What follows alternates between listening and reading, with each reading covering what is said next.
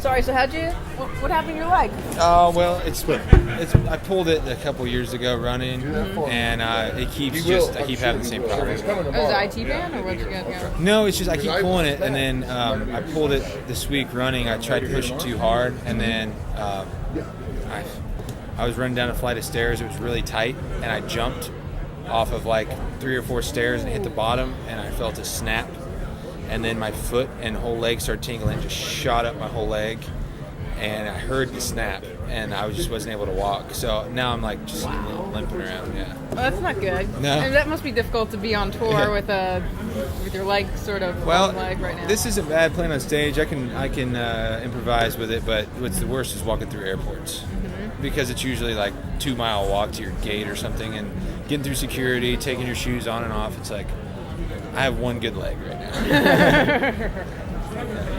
Well, let's talk about your new EP, Pawn Shop Guitar. Now you're getting named as an artist to watch, Huffington Post, Taste the Country. Do you feel like you've been working at it for a while, but does this feel like you're finally over the hurdle that you're ready to break out? Or I don't know. Yeah, it's that's hard to say because fans react to certain things, and there's fads that come and go, and I've always just wanted to be a slow and steady guy and just consistently put out good music and continue to reach people that are wanting to have a good show to go to or a good record to listen to. I'm not necessarily interested in fame or a quick rise to the top. As long as I can do this for a living, and as long as I can continue to make really good music, I'm not saying that anything I've made is really good. I'm just striving for that. So I'm just happy to be doing what I'm doing. Happy to be here.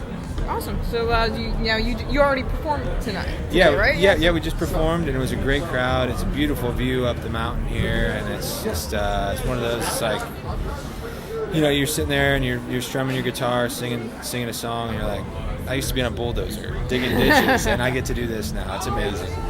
So you said that your inspiration for becoming a performer was when you went to a Kenny Chesney concert. Yeah. Can you talk a little bit about that? Yeah, I always loved a lot of pop music, Elton John, and the Beatles, and I love Tom Petty and the Heartbreakers.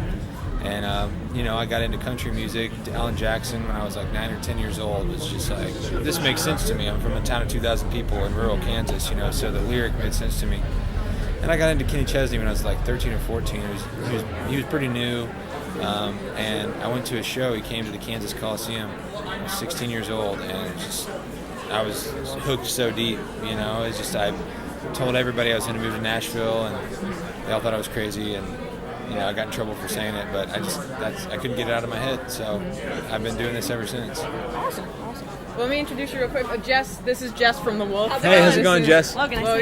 And so we're talking about can't get away from a good time. So what went into the songwriting process here? Is this any true life inspiration, or how did this come about? Yeah, so my friend Blake Chaffin, I've written songs with him. Actually, every Tuesday when I'm in town, I write every Tuesday with him since 2007. I have, so I've been writing a long time. He's just a great songwriter, a great person, and so we hit it off instantly. He's from a small town in western Kansas, and I'm from south central Kansas, so we had a lot in common. And I walked into a writing session with him one morning, and he was pouring Jack Daniels in his coffee, and I was like, dude, come on, man. And I was like, I can't get away from a good time. So we wrote it, and we tried to make it Roger Miller-esque, kind of put those quirky lines in there, weed whackers, UFOs, wieners and buns, So it's a little audacious, for a debut single on a major label to say those things, but it's funny. So hopefully people get the sense of humor. So we're at Taste Country Music Festival, so we have to know, what does country taste like? What does country taste like? It's an important question, Logan. Well, it just depends on what kind of country you're listening to. If it's, some acts, it might taste like one thing, and for some it's another. For me, I don't know. Bologna sandwich with lettuce and tomato and a little bit of Miracle Whip on it, I don't know. Awesome. Jess, did you have any questions for us? Now that you're talking about Miracle Whip, me and CJ had a whole debate about Miracle Whip or regular mayo. So you're a Miracle Whip person? Yeah, so my dad, actually, this is going to gross you out. My dad, when I was growing up, he would come home on his lunch break and make Miracle Whip and peanut butter sandwiches. Yeah, I couldn't imagine that. And I love Miracle Whip, but not that much. Awesome. Well, thanks so much for your time. Yeah, really thank you guys. I appreciate it. Nice meeting you. Yeah, you too.